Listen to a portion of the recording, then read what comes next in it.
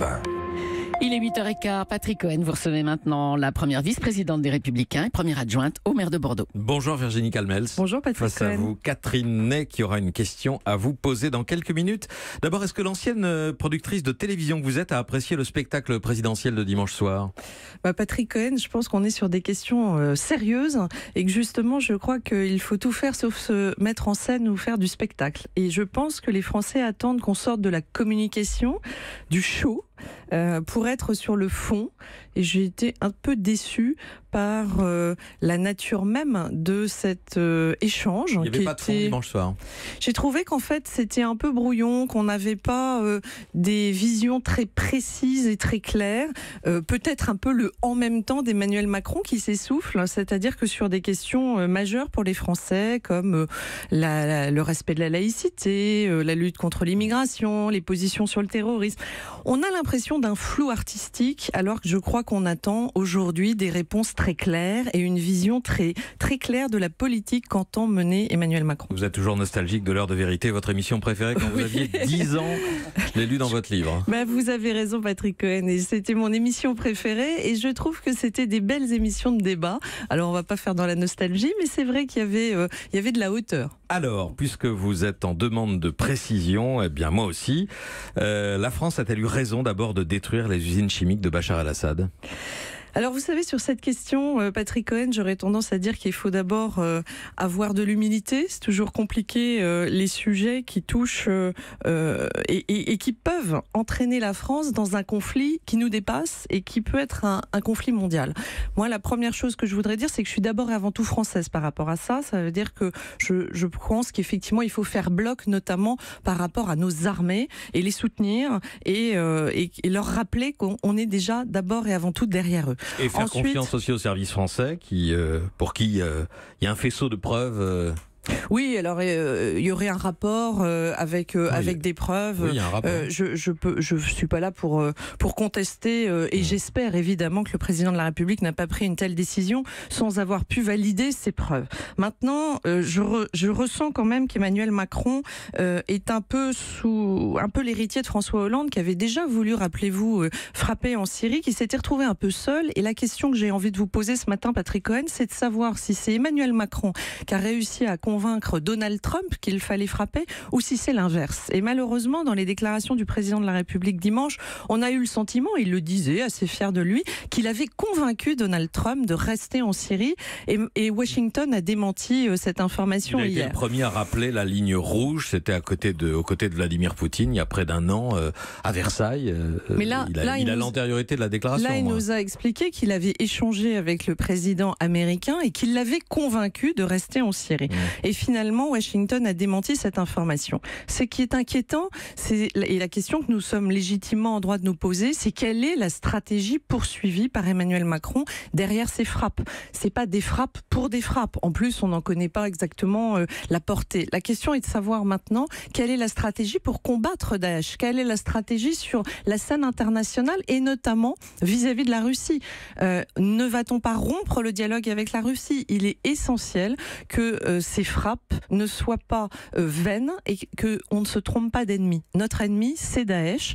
Et on a tous en tête ce qui s'est passé en Irak. On a tous en tête qu'in fine, après la chute de Saddam Hussein, c'est finalement le berceau de l'État islamique. Et donc, je crois que sur ces questions, une fois encore, il faut approfondir et avoir peut-être un peu plus de vision stratégique de ce que veut faire la France par rapport à ça. Je note, Virginie Calmels, que sur la Syrie, vous êtes plus Wauquiez que Juppé. Et sur le CETA, le traité de libre-échange avec le Canada, Juppé a fait un communiqué pour approuver parfaitement l'intervention française. Sur le CETA, le traité de libre-échange avec le Canada que Justin Trudeau est venu défendre à Paris, vous êtes plus Macron que Wauquiez, là ? Pardon, mais je rappelle juste que Alain Juppé a aussi souligné qu'il fallait aussi prendre en considération et trouver des solutions avec la Russie. Vous voyez, donc c'est toujours un peu plus complexe. Alain Juppé a une pensée complexe et subtile.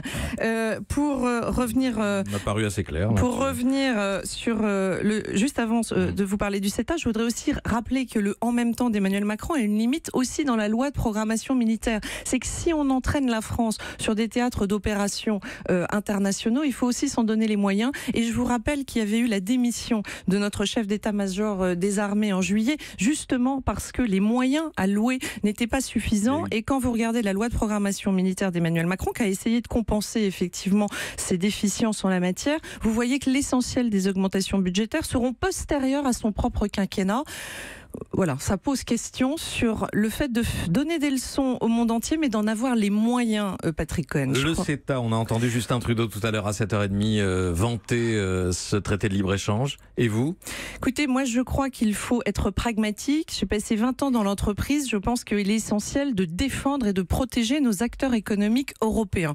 D'ailleurs, à l'origine de l'Europe, il y avait cette volonté de préférence communautaire et la volonté de donner à nos entreprises un marché qui soit plus grand. Quand on a des accords et qu'ils sont dans la réciprocité, à ce moment-là, ils peuvent être intéressants pour nos acteurs économiques. Et c'est vrai que de ce point de vue-là, nous sommes plutôt favorables au CETA.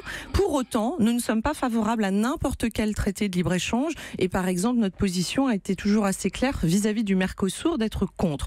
Donc une vision équilibrée de protection des intérêts économiques des Européens dans un monde ouvert. Moi, je crois au monde ouvert, mais avec de la réciprocité. Vous croyez au monde ouvert dans un parti qui n'y croit plus beaucoup. Vous êtes chargée, Virginie Calves, de l'élaboration du projet de LR. Comment allez-vous concilier ou réconcilier la droite libérale qui est la vôtre et celle plus étatique et dirigiste qui est celle d'une bonne partie de la direction de votre parti et de Laurent Wauquiez? Alors d'abord, je ne suis pas chargée seule d'élaborer ce projet. Vous êtes chef de file. Sous la houlette de Laurent Wauquiez, absolument, avec Guillaume Larrivé, avec Luc Ferry, et puis avec des élus, avec aussi des personnalités de la société civile qui auront envie de s'engager pour ce projet. Écoutez, nous, ce que nous souhaitons, c'est offrir aux Français des propositions très concrètes. On n'est pas dans l'opposition stérile à Emmanuel Macron, contrairement à la caricature que beaucoup de journalistes ne me regardez pas comme ça, Patrick. C'est pas l'impression que donne Laurent Wauquiez souvent dans ses déclarations. Ça dépend des sujets. Regardez sur la SNCF, on n'a pas pu dire autre chose que ce que sont nos convictions. C'est-à-dire que oui, il faut réformer certains statuts, simplement pas forcément que celui des cheminots. Il y a, si vous voulez, nous on s'inscrit dans une vision pour la France avec la volonté de répondre aux préoccupations majeures. Moi je note qu'après 4 heures d'interview, Emmanuel Macron passe soigneusement à côté des vrais problèmes des Français. Les vrais problèmes des Français, c'est le chômage. On l'oublie tout le temps, mais il est toujours pas résolu ce problème. Alors justement, on le résout comment? Avec plus d'État ou avec moins d'État, Virginie Calves? Vous le savez pertinemment. Moi, je suis pas totalement. Je ne suis pas d'ailleurs du tout étatiste. Oui. Je pense que Emmanuel Macron l'est trop. Je pense qu'il croit que tout doit passer par l'Élysée et que c'est l'alpha et l'oméga de la politique qu'il veut mener. Moi, je crois à la décentralisation. Je crois qu'il faut redonner davantage de liberté aux acteurs économiques. Ça passe aussi par une baisse de la dépense publique. Je rappelle qu'Emmanuel Macron ne baisse absolument pas la dépense publique. Et c'est ça qui permettra de baisser les charges qui pèsent sur nos entreprises ou de baisser les impôts qui pèsent sur les Français et principalement les classes moyennes ou les retraités ça, avec cette hausse de la CSG. Ça, c'est le discours, mais dans le concret... Nous sommes tous d'accord là-dessus. Qui entend-on protester contre la suppression des emplois aidés, contre la baisse des dotations aux collectivités, contre la disparition des services publics en milieu rural? Alors, les élus à l'air? Non, la disparition des services publics en milieu rural, c'est un autre sujet, Patrick Cohen. C'est-à-dire il ne faut pas opposer les Français et il ne faut pas soutenir les métropoles au détriment des territoires ruraux. Moi, je fais partie de celles qui pensent que, bien évidemment, qu'il faut maintenir des services publics. Simplement, ce que l'on veut, c'est l'efficacité des services publics. Et c'est là-dessus qu'on peut beaucoup mieux faire. Les entreprises se sont révolutionnées grâce au numérique. Les administrations peuvent également le faire.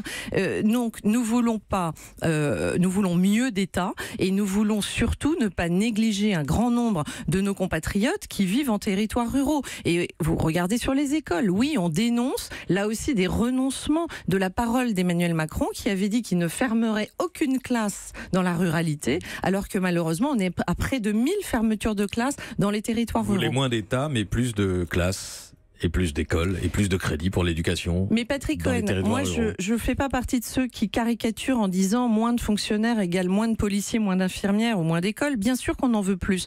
Mais à contrario, quand vous faites la fusion des grandes régions, par exemple, moi je suis conseillère régionale en Nouvelle-Aquitaine, fusion de 3 régions, et que vous avez 2800 personnes au siège, est-ce que c'est plus de services publics pour les habitants de cette grande région?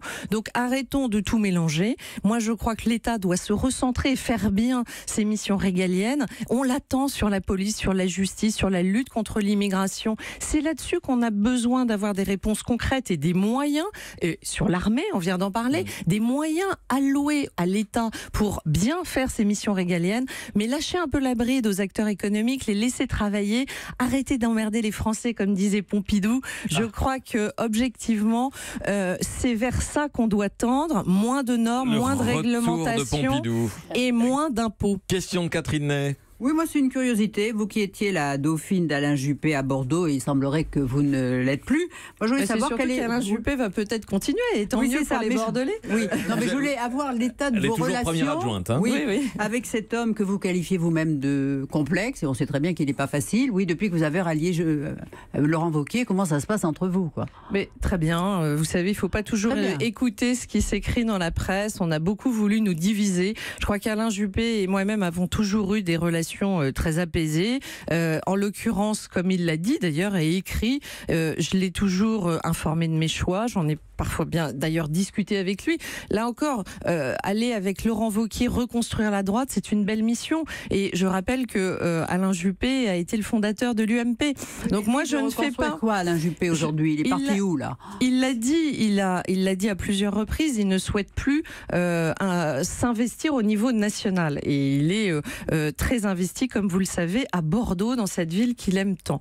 Donc là, moi, je pense qu'on n'avait pas d'autre choix. Notre candidat n'a pas été qualifié au 2e tour de la présidentielle. Les extrêmes sont très hauts dans le pays. Et moi, je reste convaincue que la droite doit se reconstruire avec toutes ses sensibilités pour montrer qu'il y a un espace politique et surtout un vrai projet concret entre Emmanuel Macron et Marine Le Pen. C'est ça que je m'emploie à faire avec Laurent Wauquiez et avec une toute nouvelle équipe rajeunie, renouvelée, paritaire, qui, derrière le président des Républicains, a ce souhait que la droite se fasse entendre. En 30 secondes, discours d'Emmanuel Macron tout à l'heure à Strasbourg devant le Parlement européen. Vous êtes pour l'Europe de Macron ou pour celle de Viktor Orban? Bah, écoutez, là encore, un peu caricatural, Patrick Cohen. C'est comme ça que le clivage se présente au Parlement européen. Non, je suis pour l'Europe que nous allons défendre, c'est-à-dire une vision centrale entre un fédéralisme, et on l'a senti dans les propos d'Emmanuel Macron, il veut toujours plus d'Europe, un élargissement potentiel aux Balkans, des impôts européens, il a même essayé d'avoir des listes transnationales, il a échoué, et de l'autre côté, des europhobes comme le Front National ou comme la France Insoumise d'ailleurs, nous croyons à l'Europe. Orban, il est chez vous au PPE? Mais Orban, oui, le PPE, comme vous le soulignez, d'ailleurs, l'Europe est à 27, donc évidemment, avec 27 pays, vous avez des touches différentes de sensibilité, mais nous, ce que nous voulons, c'est d'abord et avant tout l'Europe qui protégera les Français, qui aura la capacité à régler les grands défis qui sont devant nous, et notamment le défi migratoire. Merci Virginie Calmel d'être venue ce matin au micro d'Europe 1 en direct. Merci. Europe 1.